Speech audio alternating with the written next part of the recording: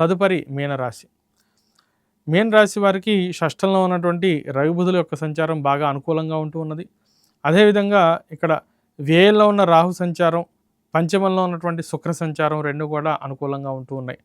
కుటుంబ వాతావరణం బాగుంటుంది. గతంలో ఎప్పటినుంచో ఉన్నటువంటి పెండింగ్ ఆస్తి తగాదాలు, కోర్టు వ్యవహారాలు అన్నీ కూడా సర్దుకుంటూ ఉంటాయి.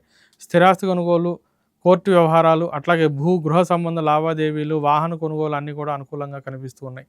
సంతానం బాగా అభివృద్ధిలోకి వస్తూ ఉంటుంది. అది మీకు ఆనందాన్ని కలుగజేస్తూ ఉంటుంది. దూర ప్రయాణాలు బాగా లాభదాయకంగా ఉంటూ ఉంటాయి. దాంపత్య జీవితంలో మటుకు కొంత ఇబ్బందులు వచ్చినప్పటికీ అవన్నీ కూడా చక్కగా చాకచక్యతతో సర్ది చెప్తూ ఉంటారు. ఆలస్యంగా కొన్ని నిర్ణయాలు తీసుకున్నప్పటికీ అవి మీకు లాభదాయకంగానే ఉంటూ ఉంటాయి. ఉన్నత విద్యకై చేసే ప్రయత్నాలు, విదేశీ ప్రయత్నాలు లాభదాయకంగా ఉంటూ ఉన్నాయి. వారమంతా దైవానుకూలత కొరకు ఇష్టదైవ స్మరణ వల్ల మంచి సత్ఫలితాలు కలుగుతాయి. స్వస్తి.